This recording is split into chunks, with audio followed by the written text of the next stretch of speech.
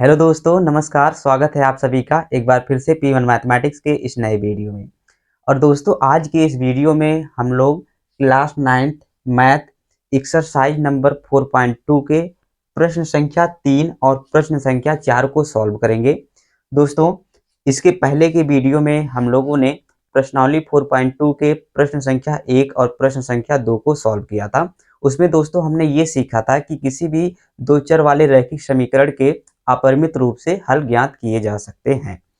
ऐसे ही दोस्तों, इसमें हमें क्या बताना है, इसमें कहा गया है कि बताइए कि निम्नलिखित हलों में कौन कौन समीकरण x - 2y = 4 के हल हैं और कौन कौन हल नहीं है। दोस्तों, हमें जब भी किसी दो चर वाले रैखिक समीकरण का हल ज्ञात करना होता है तो दोस्तों हम अपने इच्छा अनुसार x का कोई वैल्यू रखते हैं तो दोस्तों हमें y का कुछ मान प्राप्त होता है। तो दोस्तों, इस प्रकार से x और y के मान प्राप्त हो जाते हैं और वही उस दिए गए समीकरण के हल हो जाते हैं। लेकिन दोस्तों, इस प्रश्न में हमें हल नहीं ज्ञात करना है।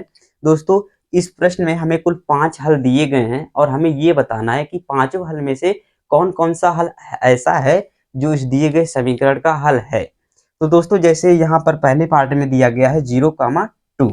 तो दोस्तों, इस कोष्टक के अंदर 0,2 लिखा गया है। इसका मतलब यहाँ पर जो x का मान होगा वो 0 होगा और जो y का मान होगा वो 2 होगा। अब हमें ये बताना है कि ये जो x और y के मान दिए गए हैं वो इस समीकरण के हल हैं कि नहीं। तो दोस्तों, इसे हम कैसे बताएंगे? तो दोस्तों, सबसे पहले आप ये जानिए कि यहाँ पर जो बराबर का चिन्ह है, बराबर के चिन्ह के बाएं तरफ के जो पद होंगे इसे कहते हैं बायां पक्ष। और दोस्तों, जो बराबर के दाएं तरफ के पद होंगे उसे क्या कहेंगे? दायां पक्ष। मतलब दोस्तों, अगर हम बराबर के बाएं तरफ के पदों को देखें तो इसे कहेंगे लेफ्ट हैंड साइड, मतलब बायां पक्ष। ऐसे ही दोस्तों, बराबर के दाएं तरफ के पदों को क्या कहेंगे? दायां पक्ष, यानी राइट हैंड साइड। अब दोस्तों, यदि हम x और y के मान रखें लेफ्ट हैंड साइड में और दोस्तों वो RHS के बराबर हो जाए, यानी 4 के बराबर आ जाए, तब हम क्या कहेंगे कि ये दिए गए जो हल हैं इस समीकरण के हल हैं। अगर दोस्तों बराबर नहीं आएंगे तब हम कहेंगे कि ये दिया गया हल इस समीकरण का हल नहीं है। तो दोस्तों, सबसे पहले हम लोग इस समीकरण के लेफ्ट हैंड साइड में x और y का मान रखते हैं। तो दोस्तों, जब भी कोई इस तरीके से लिखा गया है कोष्टक के अंदर तो दोस्तों जो सबसे पहला अंक होगा वो दोस्तों x का मान होगा और दोस्तों दूसरा मान होगा, यानी कॉमा के बाद होगा दोस्तों, ये y का मान होगा। अब दोस्तों, हमें x और y का मान इसके लेफ्ट हैंड साइड में रखना है, यानी x - 2y में हमें क्या रखना है? x का मान 0 रखना है। तो दोस्तों, x की जगह पर 0 रखेंगे और दोस्तों 2 × y, y का मान यहाँ पर 2 है। तो दोस्तों, इस प्रकार से ये कितना हो जाएगा? तो दोस्तों, ये हो जाएगा 2 दूनी 4, यानी आ गया -4। लेकिन दोस्तों, दाएं पक्ष यानी RHS में क्या दिया है? 4। तो दोस्तों, -4 कभी भी दोस्तों 4 के बराबर नहीं हो सकता, इसलिए LHS RHS के बराबर नहीं है। अतः ये दिया गया जो हल है इस समीकरण का हल नहीं है। अब ऐसे दोस्तों हम लोग इसके दूसरे पार्ट को देखेंगे। दूसरे पार्ट में जो x का मान दिया है दोस्तों वो 2 है और y का जो मान दिया है दोस्तों वो 0 है। अब दोस्तों, फिर से हम क्या करेंगे? लेफ्ट हैंड साइड में इसका मान रखेंगे। तो दोस्तों, लेफ्ट हैंड साइड में दिया गया है x - 2y। तो x की जगह पर दोस्तों आपकी बात 2 रखना है और दोस्तों y की जगह पे 0। तो दोस्तों ये क्या हो जाएगा? 2 -0 यानी 2। तो दोस्तों, लेफ्ट हैंड साइड क्या आया? 2 और दोस्तों RHS क्या दिया गया है? 4। तो दोस्तों, जो 4 है वो 2 के बराबर नहीं है, इसलिए दोस्तों ये भी दिए गए समीकरण का हल नहीं है। ऐसे दोस्तों, अब हम लोग इसके तीसरे पार्ट को सॉल्व करेंगे। तीसरे पार्ट में जो x का मान दिया गया है वो 4 है और दोस्तों जो y का मान दिया गया है वो 0 है, क्योंकि दोस्तों जो कॉमा के पहले जो लिखा होगा वो क्या होगा? x का मान, और जो कॉमा के बाद होगा वो y का मान होगा। अब दोस्तों, यही मान हमें क्या रखने हैं? इस समीकरण के लेफ्ट हैंड साइड में रखने हैं, यानी x - 2y में रखना है। x का मान रखेंगे तो x की जगह पे 4 - 2 × y, y का मान दोस्तों 0, 4 - 0 हो जाएगा। तो दोस्तों आएगा 4।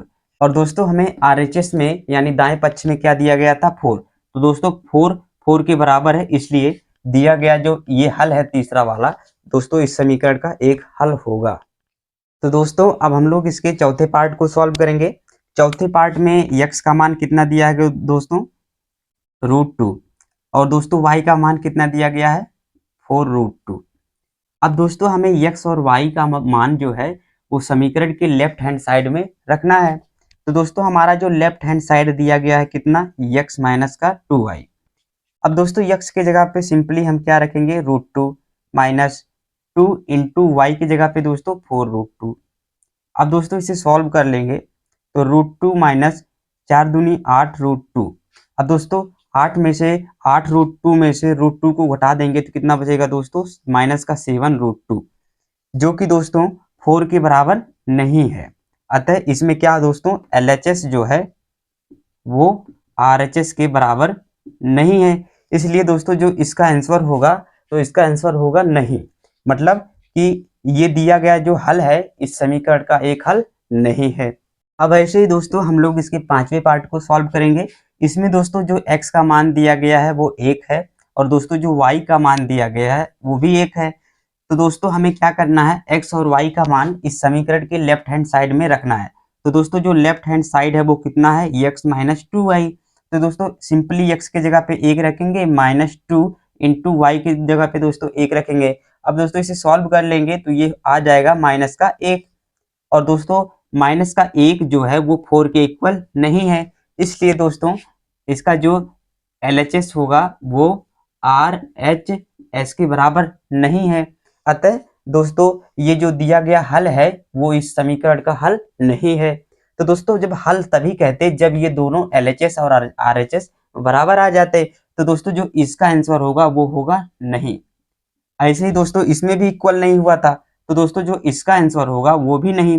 तो दोस्तों अब हम लोग प्रश्न संख्या 4 को सॉल्व करेंगे, जिसमें कहा गया है कि k का मान ज्ञात कीजिए जबकि x बराबर 2 और y बराबर 1 समीकरण 2x प्लस 3y बराबर k का एक हल हो।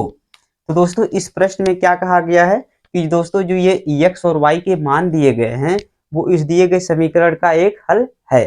तो इसका मतलब क्या हुआ दोस्तों कि अगर हम x और y का मान रखें तो दोस्तों हमेशा इसका जो लेफ्ट हैंड साइड होगा वो राइट हैंड साइड के बराबर होगा। क्योंकि दोस्तों जब इसके पिछले वाले प्रश्न को हमने हल किया था तो हमें ये चेक करना था कि हल है कि नहीं, तो हम क्या देख रहे थे कि उसका left hand side right hand side के बराबर है कि नहीं। तो अगर जब बराबर होते थे तभी तो हम कहते थे कि हल है। तो दोस्तों अब की हमें क्या कहा गया है कि x और y का मान दे दिया गया है और ये कह दिया गया है कि इस दिए गए समीकरण का एक हल है। तो इसका मतलब ये हुआ दोस्तों कि इसका जो लेफ्ट हैंड साइड होगा वो दोस्तों हमेशा राइट हैंड साइड के बराबर होगा।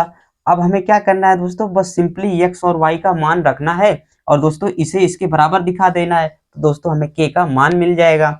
तो दोस्तों हम क्या करेंगे, 2 इंटू एक्स, एक्स की जगह पे दोस्तों कितना रखेंगे 2, प्लस 3 इंटू वाई है तो दोस्तों y की जगह पे 1 रखेंगे और इसे हम बराबर कर देंगे k के। क्योंकि दोस्तों ये जो हम x और y के मान रखे हैं, x का मान 2 रखे हैं, y का मान 1 रखे हैं, ये दोस्तों इस समीकरण का एक हल है। एक हल होने का मतलब कि जब हम x और y का मान रखेंगे इस दिए गए समीकरण में तो इसका लेफ्ट हैंड साइड और राइट हैंड साइड हमेशा आपस में बराबर होंगे। तो दोस्तों इसलिए हमने इसको इसके बराबर लिख दिया।